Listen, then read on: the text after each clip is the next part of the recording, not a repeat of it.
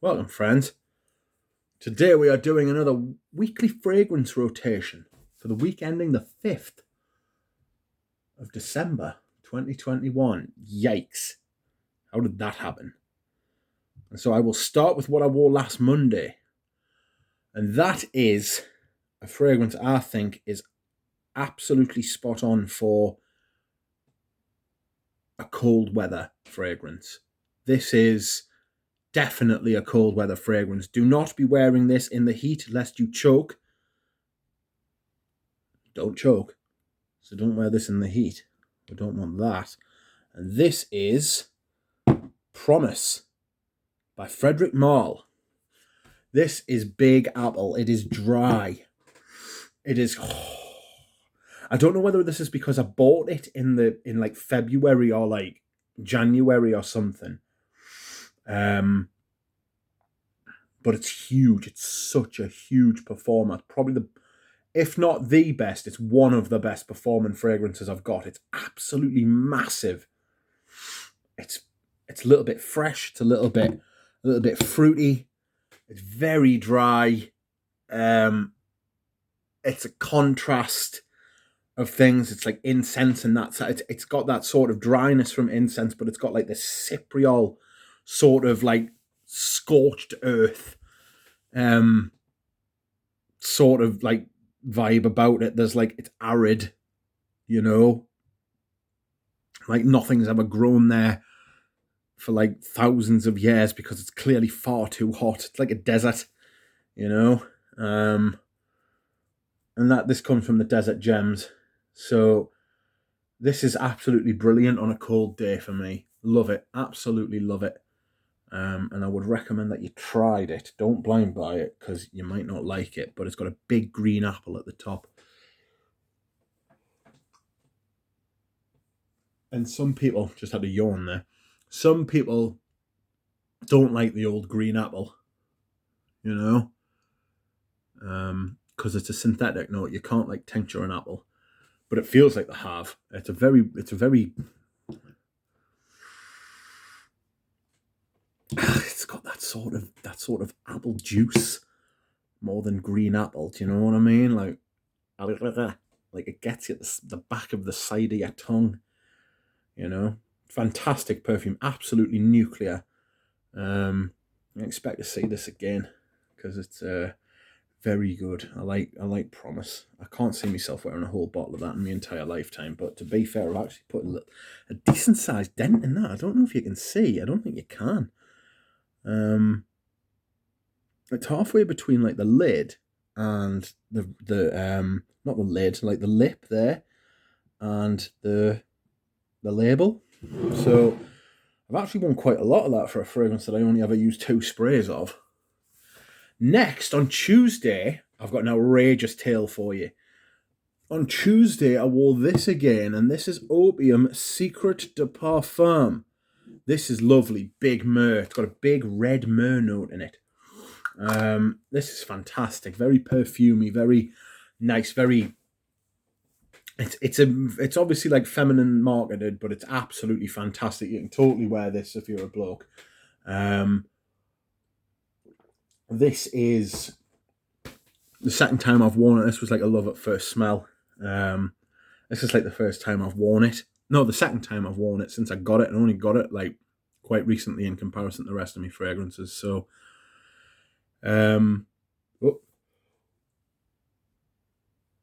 sorry, it's yawned again. This is absolutely fantastic patchouli, myrrh. It's got that perfumey sort of vibe, but it wears really well on the skin. If you can try and find it, do. If you can't, don't be upset because it's not an easy one to find. Absolutely love it. And I went to the auction house on Tuesday for a viewing. I was having a look around and I noticed 2 old women were following us, and they like one was in their 50s and one was in like the mid to late 70s. And I heard them saying something as they walked past us, and they were like, "Something smells beautiful in here." And they looked at us and they said, "Is it you?" And I was like, "It might be." And I let them come over and had a sniff, and this is what I was wearing. And they said, "It's absolutely amazing. It's absolutely beautiful. They said they thought that the auction house had sprayed something in the air or put it in the vent or something.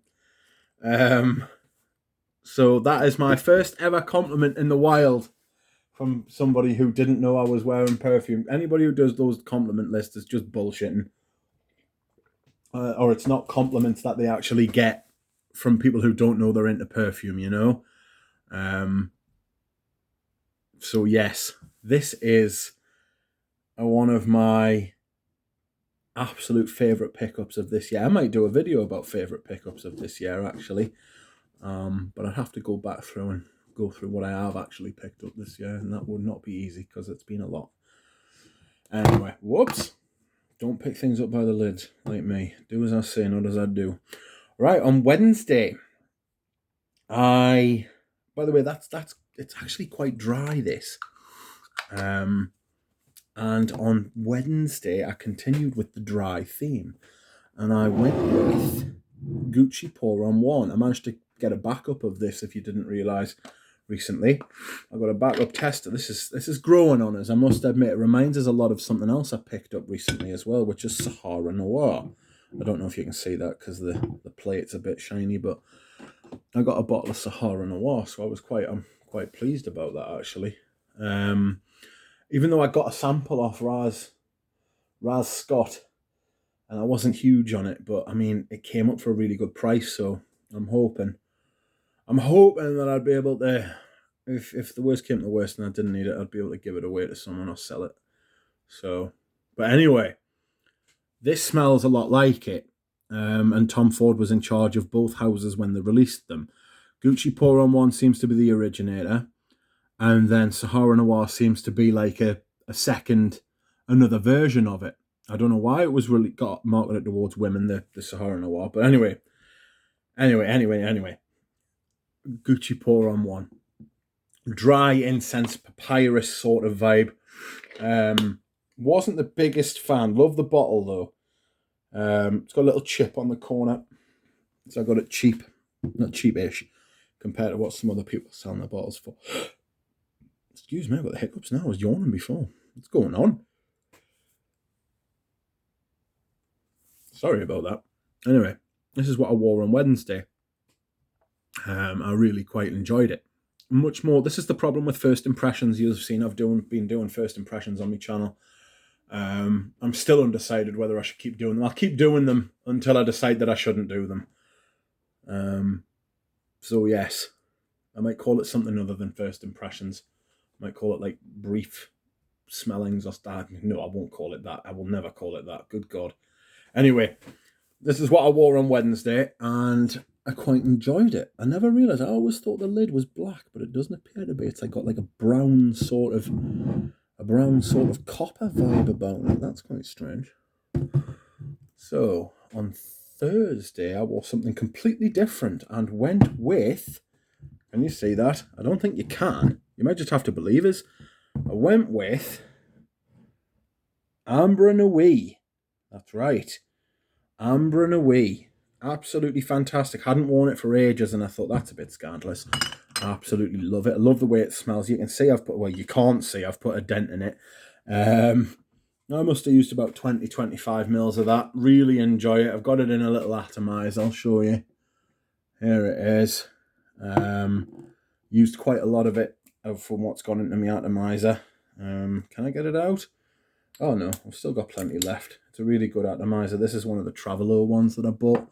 You can pay big money for those Travelo ones, but there was a local department store which is now closed, and I paid about £6, so I got about 4 of them, which was nice. The problem is though, is that you've got it's one of those ones with like the little pump action bottom on, so you've got to like, and this doesn't have a sprayer, so it's a bit of a pig. You've got to decant it into something else and then decant it into that.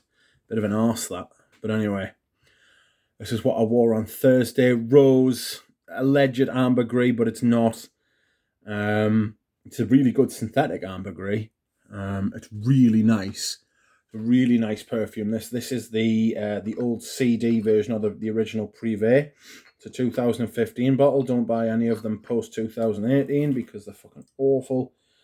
And yes, this is how to identify the old ones. See the CD? That is different now. That has the C and the D are joined, whereas those are distinct. Anyway, on Friday I decided to wear.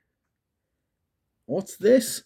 It's a Ketos by Alain Delon. The bottle I got it for next to nothing because the sprayer was broken, so I just decanted it. You will have noticed on one of my giant hauls recently that I got another bottle, which is a tester, which was nice. So that was good.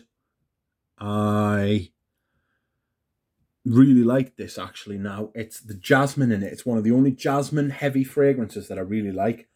The jasmine feels more warm and a little bit fresh. It's not indolic at all. It smells like the colour of the juice. It's like a golden warm.